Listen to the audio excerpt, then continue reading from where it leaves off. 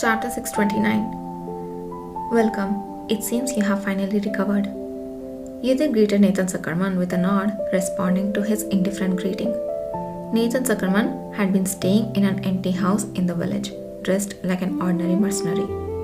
Though his face remained stoic as if nothing had happened, Yudhir vaguely remembered him from the time of his heat, when only Kishir and nothing else seemed to matter. At that time, he hadn't cared about anyone else. But looking back, he realized how embarrassing the situation must have been for Nathan. But what can I do? What happened had happened. Even in his previous life, he had embarrassed himself before Nathan, but this time felt completely different. This was partly due to what Kishir had told him just before coming here. I hope you won't feel sorry or ashamed about Nathan. Unforeseen events can happen to anyone, and Nathan was well aware of the possibility before coming. Yudhir knew that his heat was approaching even before leaving the capital.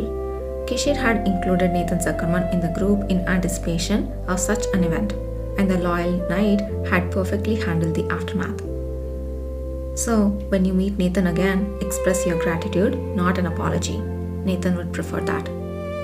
Following Kishir's advice, Yudhir decided to thank Nathan first. Thanks to Sir Zuckerman taking care of things, I was able to recover completely and return. Thank you.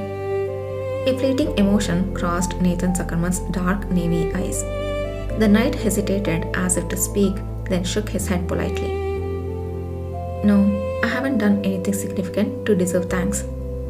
I'm curious about your standard for something significant. From my perspective, what you did was indeed significant. You know that's not what I mean. Anyway, thank you, Nathan. Kishir, with a playful glint in his eyes, smiled and patted Nathan Zuckerman's shoulder. This eased the atmosphere among the three. The casual, comfortable air felt strangely new and intriguing to Yudhir, unlike when he left things in the hands of comrades like Kana and Gakane. Entrusting someone like Nathan Zuckerman silently felt different.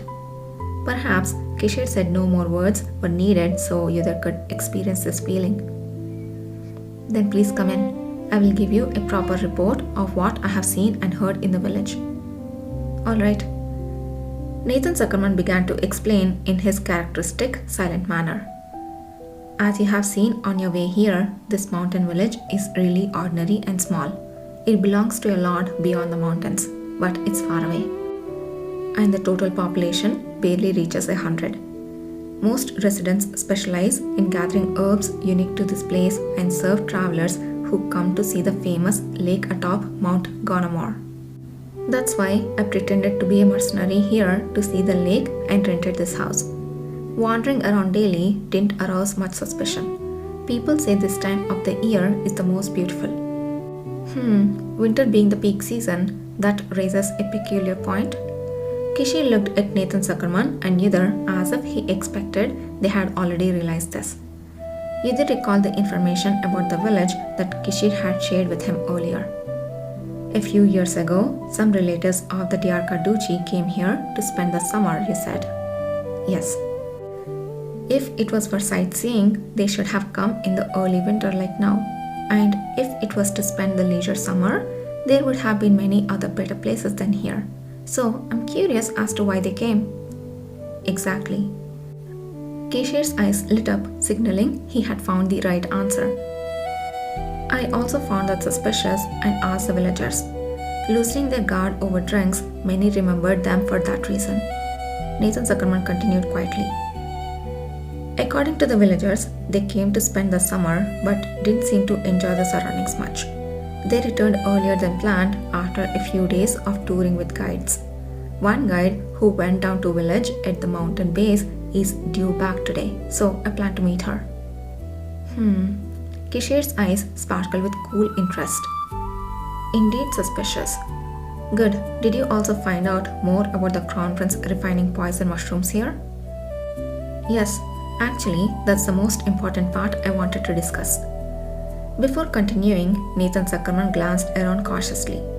Despite being a sword master with superior senses, his vigilance showed his well-trained discipline as a knight. Yudhir, having once led numerous members, highly regarded Nathan's caution. I decided a direct approach wouldn't be wise to uncover that matter. So I hinted to the local herbalist about wanting to buy herbs that could be gathered around that time, asking indirectly about events during that period. A wise approach. So, what happened then? A villager had died. Nathan Zuckerman replied with an expressionless face. One herbalist went out to gather herbs and was found brutally murdered in the mountains. It was right before the harvest festival. Soldiers sent by the Lord concluded he was killed by a beast, but the villagers seemed to think otherwise.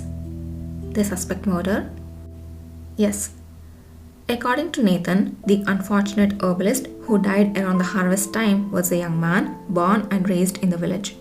He was cheerful and well regarded among the villagers, with no known personal grudges. This Mount Ganamar doesn't have beasts dangerous enough to harm people. There were no similar incidents before or after the herbalist's death. If it were a dangerous place, nobles wouldn't come to see the lake. Most nobles, either knew, always frequented only the safest and most comfortable places. The villagers mentioned that before his death, the herbalist frequently went down the mountain to meet someone. He said it was a merchant to sell herbs to, but no one in the village had ever seen this merchant. A mysterious herb merchant who's never been seen and a murdered herbalist. There was a highly suspicious air about it. Everyone was likely thinking the same thing. I assumed the merchant's identity might be linked to the servant the crown prince had sent to the village and tried to dig deeper, but those I met knew nothing about it. However, someone suggested the deceased family might know. Have you met his family? Either asked. Nathan Zuckerman shook his head. That person is the same one I mentioned earlier who has guided the Diarca relatives. That's why I haven't met her yet. She was supposed to return today, wasn't she? Kishir interjected. Yes. That's fortunate. We should join you when you meet her. Yudhir recalled the blood-stained Dudureli mushroom sack he bought from the cabin. It was well packed and stored in his baggage. Well, this chapter is surprisingly short, but I'm glad they are getting more evidence against the crown prince. It might not be the final nail in the coffin, but I'm sure it will definitely stir something.